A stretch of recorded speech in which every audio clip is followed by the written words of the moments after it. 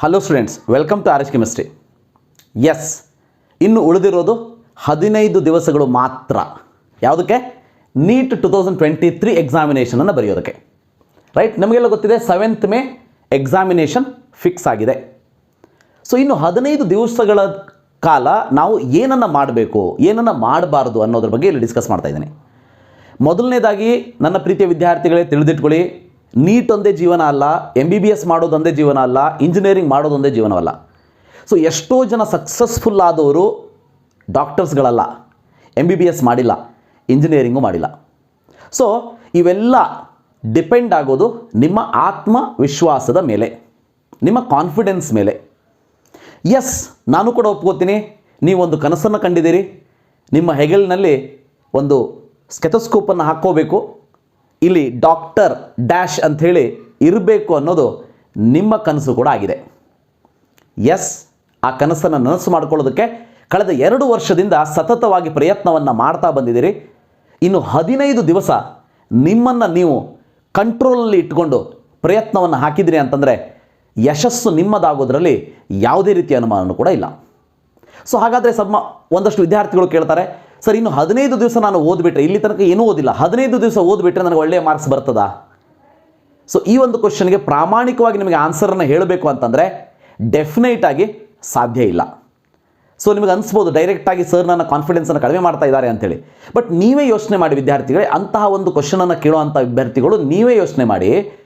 2 ವರ್ಷದಿಂದ ಕಂಟಿನ್ಯೂಯಸ್ ಆಗಿ ಓದ್ತಾ ಇರುವಂಥ ಅಭ್ಯರ್ಥಿಗೆ 600+ ಸ್ಕೋರ್ ಮಾಡೋದು it is not a easy task ಅಂತ ಅಂದಮೇಲೆ, ಇನ್ನೂ ಏನು ಓದೇ ಇಲ್ಲ ಸರ್, ನಾನು ಇನ್ನು 15 ದಿವಸ ನೀವು ಹೇಗೆ ಹೇಳ್ತೀರಿ ಹಂಗೆ ಓದ್ತೀನಿ, so whether I will score more than 400 ಅಂತ ಕೇಳಿದರೆ ನನ್ನ ಕ್ವಶನ್ನು ಪ್ರಾಮಾಣಿಕವಾಗಿ ಹೇಳ್ತೀನಿ, ಇಲ್ಲ ಅಂತಲೇ ಹೇಳ್ತೀನಿ.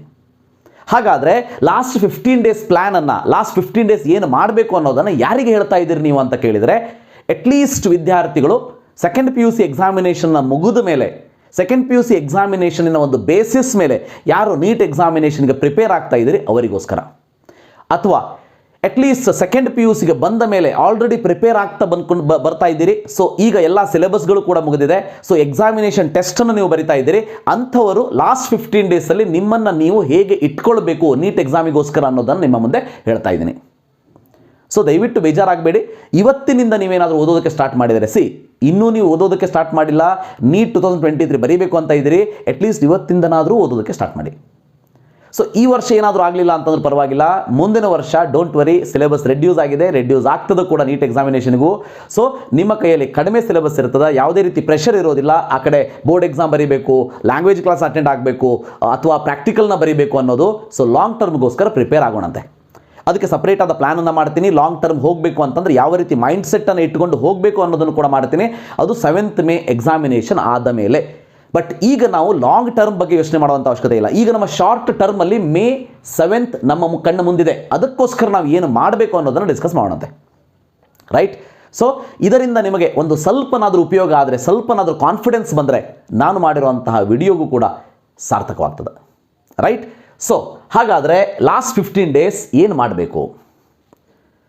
ಸೊ ನೆನ್ಪಿಟ್ಕೊಳ್ಳಿ ವಿದ್ಯಾರ್ಥಿಗಳೇ, ಬಹಳ ಇಂಪಾರ್ಟೆಂಟ್ ಅಂತಂದರೆ ಲಾಸ್ಟ್ 15 ಡೇಸಲ್ಲಿ ಇಷ್ಟು ದಿನ ನಾವು ಓದ್ಕೋತಾ ಬಂದಿದ್ದೀವಿ. ನಾನು ಎಷ್ಟೋ ಜನ ವಿದ್ಯಾರ್ಥಿಗಳನ್ನ ನೋಡಿದ್ದೀನಿ, ಲಾಸ್ಟ್ ಈ 15 ಡೇಸಲ್ಲಿ ತಮ್ಮನ್ನು ತಾವು ಮೊಬೈಲ್ನಲ್ಲಿ, ಸೋಷಿಯಲ್ ಮೀಡಿಯಾದಲ್ಲಿ ಸ್ಟೇಟಸ್ ಹಾಕೋದ್ರಲ್ಲಿ, ಶಾರ್ಟ್ಸನ್ನು ಮಾಡೋದ್ರಲ್ಲಿ ಬ್ಯುಸಿ ಮಾಡ್ಕೊಂಡು ಬಿಡ್ತಾರೆ. ಸೊ ಹಾಗೆ ಮಾಡೋದ್ರಿಂದ ಇಷ್ಟು ದಿನ ಹಾಕಿರುವಂಥ ಎಫರ್ಟ್ಸು ಕೂಡ ಒಂದು ಒಳ್ಳೆಯ ಪ್ರತಿಫಲವನ್ನು ನಮಗೆ ನೀಡೋದಿಲ್ಲ. ಸೊ ಅದಕ್ಕೆ ನಾನು ಹೇಳ್ತಾ ಇರೋದು, ಲಾಸ್ಟ್ 15 ಡೇಸ್ ಇದೆ ಮಕ್ಕಳೇ, ಗೊತ್ತಿರಲಿ, ಬಿ ಕಾನ್ಫಿಡೆಂಟ್. ಬಹಳ very very very important point ಇದು. Be confident. ನಿಮ್ಮ ಮೇಲೆ ನಿಮಗೆ ಆತ್ಮವಿಶ್ವಾಸ ಇರಲಿ, ನಾನು ಸಾಧಿಸ್ತೀನಿ ಅನ್ನೋದು ನಿಮ್ಮ ಮನಸ್ಸಿನಲ್ಲಿ ಇರಲಿ, ಆ ಒಂದು ಛಲ ನಿಮ್ಮಲ್ಲಿ ಇರಲಿ. ಡೆಫಿನೆಟ್ ಆಗಿ ಸೊ ನೀವೇನಾದರೂ 60% ಓದ್ಕೊಂಡು ಹೋಗಿದ್ರು ಕೂಡ ಅದಕ್ಕೆ ಒಂದು 20% ಬೂಸ್ಟ್ ಮಾಡೋದು ನಿಮ್ಮ ಈ ಕಾನ್ಫಿಡೆನ್ಸ್ ಅನ್ನೋದು ಗೊತ್ತಿರಲಿ. ಎರಡನೇದಾಗಿ remember, B positive. Keep yourself away from the negative thoughts. ಅಂದರೆ ನಾನು ಈ ಚಾಪ್ಟರ್ ಓದಿಲ್ಲ, ಈ ಚಾಪ್ಟರಿಂದ ಕ್ವಶನ್ ಬಂದುಬಿಟ್ಟು ನಾನು ಹೆಂಗೆ ಅಟೆಂಪ್ಟ್ ಮಾಡಲಿ, ಕ್ವಶನ್ ಪೇಪರ್ ಈ ವರ್ಷ ಟಫ್ ಆಗ್ತದೇನೋ, ಸೊ 20 ಲಕ್ಷ 21 ಲಕ್ಷ ಎಕ್ಸಾಮ್ ಬರಿತಾ ಇದ್ದಾರೆ ಅಂತ ಪೇಪರ್ನಲ್ಲಿ ಕೊಡ್ತಾ ಇದ್ದಾರೆ, ಹಾಗಾದರೆ ಕ್ವಶನ್ ಪೇಪರ್ ಡಿಫಿಕಲ್ಟಿ ಲೆವೆಲ್ ಜಾಸ್ತಿ ಮಾಡ್ತಾರೆ, ಸೊ ಕಾಂಪಿಟೇಷನ್ ಲೆವೆಲ್ ಜಾಸ್ತಿ ಆಗ್ತದೆ, ನನಗೆ ಸೀಟ್ ಸಿಗ್ತದೋ ಇಲ್ಲೋ, ಇವು ಯಾವುದೇ ನೆಗೆಟಿವ್ ಥಾಟ್ಸನ್ನು ನಿಮ್ಮ ತಲೆಯಲ್ಲಿ ತುಂಬಿಕೊಳ್ಳೋದಕ್ಕೆ ಹೋಗಬೇಡಿ. ಈಗ ನೀವು ಇರಬೇಕಾಗಿರೋದು ಇಷ್ಟೇ, ನಿಮ್ಮ ಬ್ಲಡ್ ಗ್ರೂಪ್ ಏನಾದರೂ ಬಿ ಪಾಸಿಟಿವ್ ಆಗಿದ್ರೆ ಬಿ ಪಾಸಿಟಿವ್ ನಿಮ್ಮ ಬ್ಲಡ್ ಗ್ರೂಪ್ ಟೈಪ್ ಇರಲಿ. ಸೊ ಬ್ಲಡ್ ಗ್ರೂಪ್ ನಿಮ್ಮದು ನೆಗೆಟಿವ್ ಆಗಿದ್ರು ಕೂಡ ಮನಸ್ಸಿನಲ್ಲಿ ನೀವು ಬಿ ಪಾಸಿಟಿವ್ ಆಗಿರಿ. That's very important one. ಮೂರನೇದಾಗಿ remember, don't start new topic at this point of time. ಭಾಳ ಇಂಪಾರ್ಟೆಂಟು. ಸೊ ಭಾಳ ಜನ ವಿದ್ಯಾರ್ಥಿಗಳು ಏನು ಮಾಡ್ತಾರೆ, ಇಷ್ಟು ದಿನ ಆ ಚಾಪ್ಟರ್ನ ಟಚ್ಚೇ ಮಾಡಿಲ್ಲ, ಸೊ ಈಗ ಓದೋದಕ್ಕೆ ಸ್ಟಾರ್ಟ್ ಮಾಡ್ತಾರೆ. ಸೊ ಮಾಡಿ ಉಪಯೋಗ ಇಲ್ಲ. ಆ ಚಾಪ್ಟರಿಂದ ನಿಮಗೆ ಎಷ್ಟು ಕ್ವಶನ್ ಬರ್ಬೋದು, 1-2 ಕ್ವಶನ್ ಬರ್ಬೋದು, ಒಂದು 10-12 ಮಾರ್ಕ್ಸ್ ಕೇಳ್ಬೋದು. ಸೊ ಅದಕ್ಕಿಂತ ಮುಂಚೆ ಭಾಳ ಇಂಪಾರ್ಟೆಂಟು, ಈಗ ನೀವು ಓದಿರುವಂತಹ ಚಾಪ್ಟರ್ನ ಇನ್ನೊಂದು ಸಾರಿ ರಿವೈಸ್ ಮಾಡಿ, ಮತ್ತೊಂದು ಸಾರಿ ಅದನ್ನು ಮೆಲುಕು ಹಾಕಿ, so that it is going to help you in your preparation. ನೀವು ಯಾವುದೊಂದು ಹೊಸದಾದ ಚಾಪ್ಟರ್ನ ಇವತ್ತು ಹಿಡ್ಕೊಂಡು ಓದೋಕ್ಕೆ ಸ್ಟಾರ್ಟ್ ಮಾಡಿದ್ರಿ ಅಂತಂದರೆ ಡೆಫಿನೆಟ್ ಆಗಿ ಇಟ್ ಈಸ್ ಟೈಮ್ ಕನ್ಸ್ಯೂಮಿಂಗ್. ನಮಗೆ ಅಷ್ಟು ಟೈಮ್ ಇಲ್ಲ, ನಮ್ಮ ಹತ್ರ ಇರೋದು ಲಾಸ್ಟ್ 15 ಡೇಸ್ ಅನ್ನೋದು ಗೊತ್ತಿರಲಿ, ರೈಟ್? ಸೊ ನನ್ನ ಕೇಳಿದರೆ don't start with the new topics. ಈಗ ಆಲ್ರೆಡಿ ಓದಿರುವಂಥ ಟಾಪಿಕ್ಸನ್ನು ಇನ್ನೊಂದು ಸಾರಿ ರಿವೈಸ್ ಮಾಡಿ. ನಿಮ್ಮ ಒಂದು ಸ್ಟ್ರೆಂತ್ ಎಲ್ಲಿದೆ, ಯಾವ ಸಬ್ಜೆಕ್ಟಲ್ಲಿದೆ ಅದನ್ನು ಇನ್ನೊಂದು ಸಾರಿ ಓದಿ, ಮತ್ತೊಂದು ಸಾರಿ ಓದಿ. ಸೊ ಈ ಒಂದು ಸಂದರ್ಭದಲ್ಲಿ ಲಾಸ್ಟ್ 15 ಡೇಸ್ ಆದರೂ ಗೊತ್ತಿರಲಿ, at least in a day 12 hours ಆದರೂ ನೀವು ಸ್ಟಡಿ ಮಾಡಲೇಬೇಕು. 12 ಅವರ್ಸ್ ಆದರೂ ಸ್ಟಡಿ ಮಾಡಬೇಕು. ಸರ್ ನೀವು ಹೇಳ್ಬೋದು, ಸರ್ ಇವಿರೋದೇ 24 ಅವರ್ಸು, ಅದರಲ್ಲಿ 8 ತಾಸು ನಾನು ನಿದ್ದೆನೇ ಮಾಡಬೇಕು, ಇನ್ನು 4 ತಾಸು ನಾನು ಹೆಂಗೆ ಟೈಮ್ ಪಾಸ್ ಮಾಡಲಿ? ಸೊ ನೀವು ಏನಾದರೂ ಮಾಡಿ, ಅಟ್ಲೀಸ್ಟ್ ಒಂದು 12 ಅವರ್ಸ್ 3-4 ಅವರ್ಸ್ ಪರ್ ಸಬ್ಜೆಕ್ಟ್ ಆದರೂ ಇವತ್ತಿನಿಂದ ನೀವು ನೀಟ್ ಎಕ್ಸಾಮ್ ತನಕ ಕೊಡಿ. ಸೊ ನಾನು ಚಾಲೆಂಜ್ ಮಾಡ್ತೀನಿ, definitely you are going to get very good marks. But ನಮಗೆ ಈ 12 ಅವರ್ಸನ್ನು ಕೊಡೋಷ್ಟು ಶಕ್ತಿ ಇದೆಯಾ, ಆ ಆತ್ಮವಿಶ್ವಾಸ ಇದೆಯಾ? ಡೆಫಿನೆಟ್ ಆಗಿ ಇದೆ. ನಿಮ್ಮ ಮೇಲೆ ನಿಮಗೆ ಕಾನ್ಫಿಡೆನ್ಸ್ ಇರಲಿ. ಯಾರಾದರೂ ಪೇರೆಂಟ್ಸ್ ಈ ಒಂದು ವಿಡಿಯೋವನ್ನು ನೋಡ್ತಾ ಇದ್ದರೆ ನಾನು ರಿಕ್ವೆಸ್ಟ್ ಮಾಡ್ಕೊಳ್ಳೋದಿಷ್ಟೇ, ನಿಮ್ಮ ಮಕ್ಕಳನ್ನು ಹುರಿದುಂಬಿಸಿ, ಅವ್ರನ್ನ ಪುಷ್ ಮಾಡಿ, ಅವರಿಗೆ ಕಾನ್ಫಿಡೆನ್ಸನ್ನು ಕೊಡಿ. ಸೊ ಏನೂ ಆಗೋದಿಲ್ಲಪ್ಪ, ಓದು ಕುತ್ಕೊಂಡು ಅಂತ ಹೇಳಿ, ಡೆಫಿನೆಟ್ ಆಗಿ he is going to achieve something, right? Then keep, ಭಾಳ ವೆರಿ ಇಂಪಾರ್ಟೆಂಟ್ ಪಾಯಿಂಟ್ ಅಂತಂದರೆ, keep yourself away from the mobile and social media. ನೀವು ಹೇಳ್ಬೋದು, ಸರ್ ಈಗಿನ ಕಾಲದಲ್ಲಿ ಮೊಬೈಲ್ ಇಲ್ಲದೆ ಬದುಕಕ್ಕಾಗ್ತದ ಅಂಥೇಳಿ. ಒಗೆದು ಬಿಡಿ ಅಂತ ಹೇಳ್ತಾ ಇಲ್ಲ ನಾನು, ಓಕೆ? ಸೊ ಮೊಬೈಲ್ ಎಲ್ಲ ನೋಟಿಫಿಕೇಷನನ್ನು ಆಫ್ ಮಾಡಿಬಿಟ್ಟು ಒಂದು ಕಡೆ ಇಡಿ. ಯಾವಾಗ ಅದನ್ನು ಯೂಸ್ ಮಾಡಬೇಕು ಆವಾಗ ಮಾಡಿ.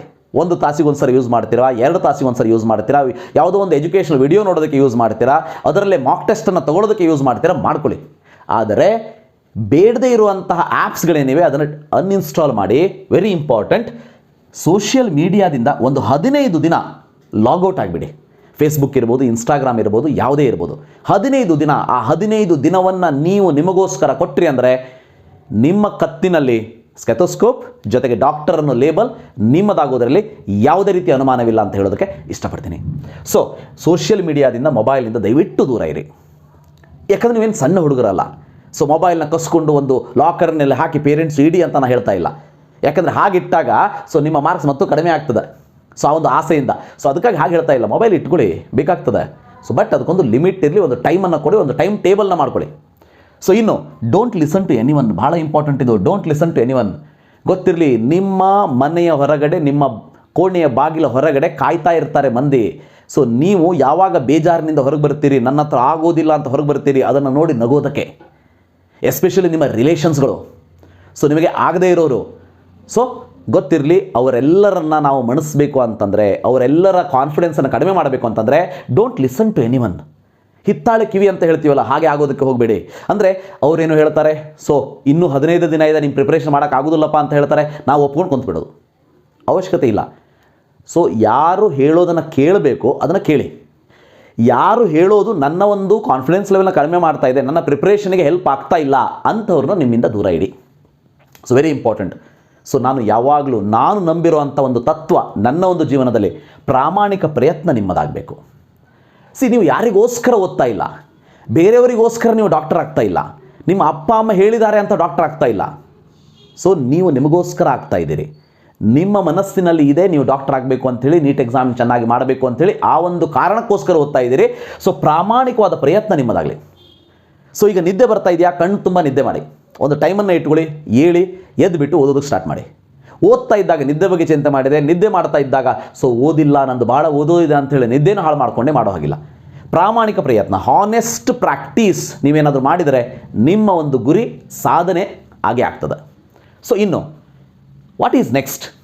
ಸೊ ಬಹಳ ಇಂಪಾರ್ಟೆಂಟ್ ಅಂತಂದರೆ you have to practise PYQs. ಈ ಒಂದು ಸಂದರ್ಭದಲ್ಲಿ ನೀವೇನಾದರೂ ಪ್ರೀವಿಯಸ್ ಇಯರ್ ಕ್ವಶನ್ಸನ್ನು ಸಾಲ್ವ್ ಮಾಡಿಲ್ಲ ಅಂತಂದರೆ ದಯವಿಟ್ಟು ಮಾಡಿ. ಸರ್ ಬುಕ್ ಎಲ್ಲಿ ಸಿಗ್ತದೆ? ಈಗಿನ ಒಂದು ಇಂಟರ್ನೆಟ್ ಜಮಾನದಲ್ಲಿ ಬುಕ್ ಬಗ್ಗೆ ನೀವು ಯೋಚನೆ ಮಾಡುವಂಥ ಅವಶ್ಯಕತೆ ಇಲ್ಲ.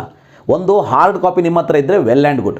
ಇಲ್ಲ ಅಂತಂದರೆ ನಿಮಗೆ ಟೆಲಿಗ್ರಾಮ್ ಗ್ರೂಪಲ್ಲಿ ಆಗಿರ್ಬೋದು ಅಥವಾ ಇಂಟರ್ನೆಟ್ಟಲ್ಲಿ ಆಗಿರ್ಬೋದು, ಆ್ಯಸ್ ಇಟ್ ಈಸ್ MTG ಇರ್ಬೋದು, ಅರಿಯಂತ್ ಇರ್ಬೋದು, ನಿಮಗೆ ಒಳ್ಳೊಳ್ಳೆಯ ಪಬ್ಲಿಕೇಶನಿನ previous year NEET questions with answer ಸಿಗ್ತದೆ. ಆ ಕ್ವಶನ್ಸ್ಗಳನ್ನ ಇಟ್ಕೊಳ್ಳಿ, ಪ್ರಾಕ್ಟೀಸ್ ಮಾಡಿ. ಸೊ ಇದುವರೆಗೆ ಓದಿಲ್ಲ ಅಂದರೆ ಪ್ರಾಕ್ಟೀಸ್ ಮಾಡಿ. ಸೊ ಇಲ್ಲಿ PYQಸನ್ನು ಮಾಡಬೇಕಾದ್ರೆ ನೀವು 2015 to 2022 ಮಾಡಿದರೂ ಕೂಡ it is more than enough. 2015ರಿಂದ 22ರವರೆಗೆ ನೀವು ಮಾಡಿದರೂ ಕೂಡ it is more than enough. Last 7 years ಪೇಪರ್ನ ಕರೆಕ್ಟಾಗಿ ಅರ್ಥ ಮಾಡ್ಕೊಂಡು ಮಾಡಿದರೆ that is enough, right? So PYQsಗಳನ್ನ ಪ್ರಾಕ್ಟೀಸ್ ಮಾಡಿ. ಇದಕ್ಕೆ ನಿಮಗೆ ಬೇರೆ ವೆಬ್ಸೈಟಿಂದ ಸಿಗ್ತದೆ ಅಥವಾ ಬೇರೆ ಬುಕ್ ಶಾಪಿಗೆ ಹೋಗಬೇಕಾದ್ರೆ ನಿಮ್ಮ ಹತ್ರ ಆಲ್ರೆಡಿ ಎಲ್ಲದು ಇದ್ದೇ ಇರ್ತದೆ. ನೀವು ಇಷ್ಟು ದಿನ ಓದಿದವರಿಗೆ ನಾನು ಹೇಳ್ತಾ ಇದ್ದೀನಿ, ನಿಮ್ಮ ಹತ್ರ ಇವೆಲ್ಲ ಸೋರ್ಸಸ್ಗಳು ಇರ್ತದೆ. ಯಾವುದಾದ್ರೂ ಚಾಪ್ಟರ್ನ ಪ್ರಿವಿಯಸ್ ಇಯರ್ ಮಾಡಿಲ್ಲ ಅಂದರೆ ಮಾಡಿ. ಸೊ ಯಾವ್ಯಾವ ಚಾಪ್ಟರಿಗೆ ಮೋರ್ ವೇಟೇಜ್ ಇದೆ ಅದನ್ನು ತೊಗೊಂಡು ಮಾಡಿ. ಸೊ ಇವನ್ನೆಲ್ಲ ಮಾಡ್ಕೋತಾ ಹೋದ್ರಿ ಅಂತಂದರೆ ಡೆಫಿನೆಟಾಗಿ you can achieve your goals. ಭಾಳ ಇಂಪಾರ್ಟೆಂಟ್ ಅಂದರೆ ಟೇಕ್ ಮಾಕ್ ಟೆಸ್ಟ್. ಭಾಳ ಜನ ವಿದ್ಯಾರ್ಥಿಗಳು ಆಲ್ರೆಡಿ ಮಾಕ್ ಟೆಸ್ಟನ್ನು ತೊಗೊಳ್ತಾ ಇದ್ದೀರಿ. ಸೊ ಬಟ್ ಮಾಕ್ ಟೆಸ್ಟನ್ನು ತೊಗೋಬೇಕಾದ್ರೆ ಒಂದು ವೆರಿ ಇಂಪಾರ್ಟೆಂಟ್ ಸಜೆಷನ್ ನನ್ನ ಕಡೆಯಿಂದ ಅಂತಂದರೆ, ಸೊ ನನ್ನ ಪ್ರೀತಿಯ ವಿದ್ಯಾರ್ಥಿಗಳಿಗೆ ಮಾಕ್ ಟೆಸ್ಟ್ ಮಾಡಬೇಕಾದ್ರೆ ಯಾವುದೋ ಒಂದು ಎಕ್ಸಾಮಿನೇಷನಲ್ಲಿ 200 for 720 ಬರ್ಬೋದು ನಿಮಗೆ, ರೈಟ್? ಆದರೆ 200 for 720 ಬಂದಿದೆ ಅಂಥೇಳಿ ತಲೆ ಮೇಲೆ ಕೈ ಇಟ್ಕೊಂಡು ಕುತ್ಕೊಂಡ್ರಿ ಅಂತಂದರೆ ಅದರಿಂದ ಟೈಮ್ ವೇಸ್ಟ್ ಆಗೋದು ನಿಮ್ಮದೇನೆ, ಹೌದಾ? ಸೊ ಇಷ್ಟು ಆದಮೇಲೆ ಎಲ್ಲಿ ತಪ್ಪು ಮಾಡಿದ್ದೀರಿ ಅನ್ನೋದನ್ನು ಅನಲೈಸ್ ಮಾಡ್ಕೊಳ್ಳಿ. ಭಾಳ ಇಂಪಾರ್ಟೆಂಟು, ಅನಾಲಿಸಿಸ್ ಮಾಡ್ಕೊಳ್ಳಿ. Analysis will make you perfect. So analysis ಮಾಡ್ಕೊಳ್ಳಿ. ಸೊ 200 ಇರೋದು ನೆಕ್ಸ್ಟ್ ಎಕ್ಸಾಮಲ್ಲಿ ಡೆಫಿನೆಟಾಗಿ 300 ಆಗ್ತದೆ. 300 ಆಗೋದು 400 ಆಗಲಿ, ಸೊ ಅದಾದಮೇಲೆ 500 ಆಗಲಿ, ಅದಾದಮೇಲೆ 600 ಆಗಲಿ, ಅದಾದಮೇಲೆ 700 ಕೂಡ ಆಗಲಿ ಅಂತ ಕೇಳ್ಕೊಳ್ಳೋದಕ್ಕೆ ಇಷ್ಟಪಡ್ತೀನಿ. ಸೊ ನಿಮ್ಮ ಪರವಾಗಿ ನಾನಿದ್ದೀನಿ, ನಿಮ್ಮ ಪರವಾಗಿ ನಿಮಗೆ ಈ ಒಂದು ಯಶಸ್ಸು ಸಿಗಲಿ ಅಂಥೇಳಿ ನಾನು ಕೂಡ ದೇವರಲ್ಲಿ ಕೇಳ್ಕೊತೀನಿ. ಸೊ ಆತ್ಮೀಯ ವಿದ್ಯಾರ್ಥಿಗಳೇ, ಕೊನೆಯದಾಗಿ ನೀವು ಡಾಕ್ಟರ್ ಆಗಬೇಕು ಅನ್ನೋದು ಇದು ನೀವು ಕಂಡ ಕನಸು. ನೀವು ಕಂಡ ಕನಸಿಗೆ ನೀರು ಹಾಕಿ ತಿಂಡಿಯನ್ನು ಹಾಕಿ ಅದನ್ನು ಪೋಷಿಸುವಂಥ ಕೆಲಸ ನಿಮ್ಮದಾಗಬೇಕು. ಆಲ್ರೆಡಿ ಅದನ್ನು ಮಾಡ್ಕೊಳ್ತಾ ಬಂದಿದ್ದೀರಿ ಅಂತ ಅನ್ಕೋತೀನಿ. ಇನ್ನು ಮುಂದೆ ಅದಕ್ಕೆ ಫೈನಲ್ ಟಚಪ್ಪನ್ನು ಕೊಡಬೇಕು. ಸೊ ಅದನ್ನು ಕೊಡುವಂಥ ಕೆಲಸ ಆಗಲಿ. ಸೊ ಮುಂದಿನ ಒಂದಷ್ಟು ವೀಡಿಯೋಸ್ಗಳಲ್ಲಿ ಪೇಪರ್ 720 ಮಾರ್ಕ್ಸ್ ಪೇಪರ್ ನಮ್ಮ ಮುಂದೆ ಇದ್ದಾಗ ಯಾವ ರೀತಿ ಅದನ್ನು ಟ್ಯಾಕಲ್ ಮಾಡಬೇಕು, ಯಾವ ರೀತಿ best way to solve the paper ಅನ್ನೋದ್ರ ಬಗ್ಗೆ ವಿಡಿಯೋವನ್ನು ಮಾಡ್ತೀನಿ. ಸೊ ಅದನ್ನು ಕೂಡ ನೋಡ್ಕೊಳ್ಳಿ.